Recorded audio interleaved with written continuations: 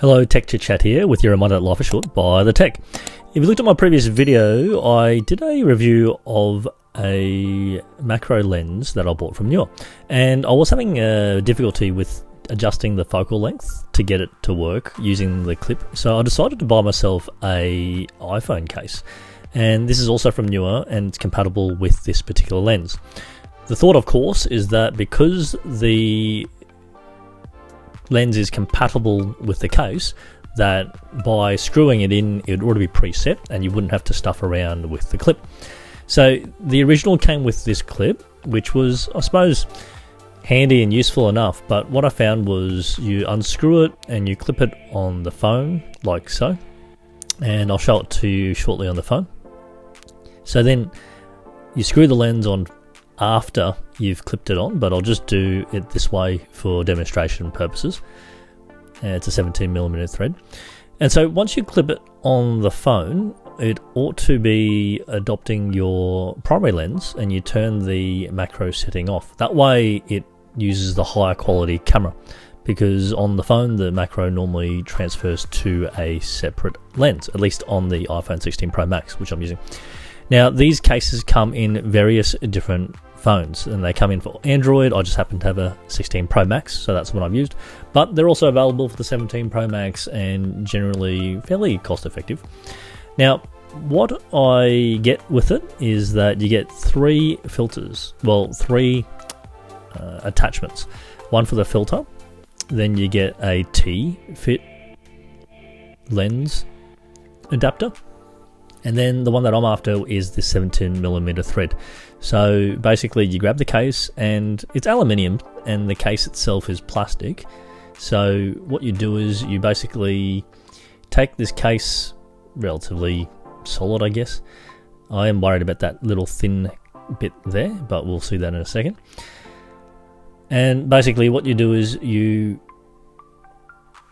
slide it on to this adapter, and clicks fairly solidly on and off and holds it in place. Then the intent is that rather than use the clip before, you basically take the lens and you screw it on directly onto the primary camera. In doing so, basically what that will do is use the high quality camera that you have and presumably adopt the appropriate macro or focus length without having to worry about playing around with it and messing around with the clip. What I would say about the lens and diffuser is that it's pretty lightweight, so it doesn't feel too heavy at the front of the camera. What I would say though is when you pull the diffuser off, you're just going to be careful because it does not screw off quite easily. You've got to give it a big nudge initially, and then after that first initial nudge it works out okay. But let's have a look at some of these shots. So here is the standard macro iPhone lens, and you can see some distortion on the right there. This is with the clip and the diffuser, and you can see that it changed the lighting conditions somewhat because of the diffuser. This is without the diffuser, and there is still some distortion, but the lighting's because I've had to push it close. This is with the case and the diffuser. Actually it looks a bit better, but you can still see distortion. And here it uses the case without the... What I would say is it's better, but there's still some distortion, and I do have to stuff around with it a little bit to make it in the right position for the focus. Now, what I would say is that yes, there was some difference, but only slightly. It could be user error, and maybe I just need to practice it a little bit more. However, because I use the macro on the fly, it really isn't that much better than the standard camera for the phone, or at least the improved macro cameras for the phone. And you really have to get really close to the subject, so it has to be still sort of shots, and because I'm doing it for watches in the studio, it might be suitable for that. But for my purposes, I'd say that the camera on the phone is sufficient. What I would say, however, is that it is really good for a wide lens that I also bought from Newer. Here you see just a normal shot with my phone, using a similar exercise to the macros. And then this is the wide shot using just the phone. Pretty good, but a depleted camera quality. And here we have it with the clip. Notice that top right edge where you can see a little bit of the clip. And here we have it with the phone case. So for on the fly wide shots, it's actually pretty good because you don't have to stuff around with the focal length. Here again, that's the normal shot using the phone camera. Then I go to a wider shot using the phone camera. You can see there's a little bit of lower quality, and then this is the camera case using the wide shot.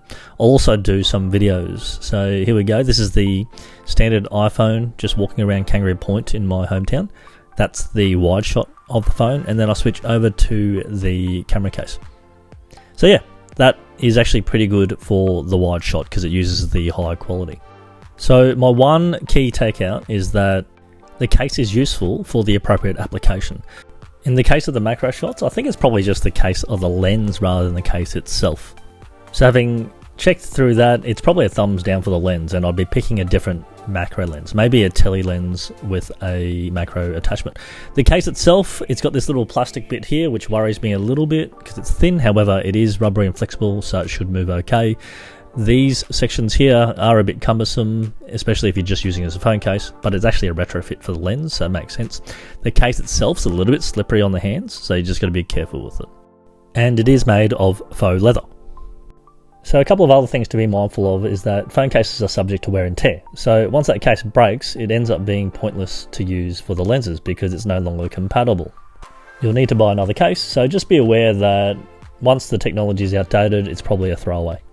The good thing is that the lenses are probably the more expensive part, so they're still compatible, and the 17mm thread will be usable with the adapter on other phone cases.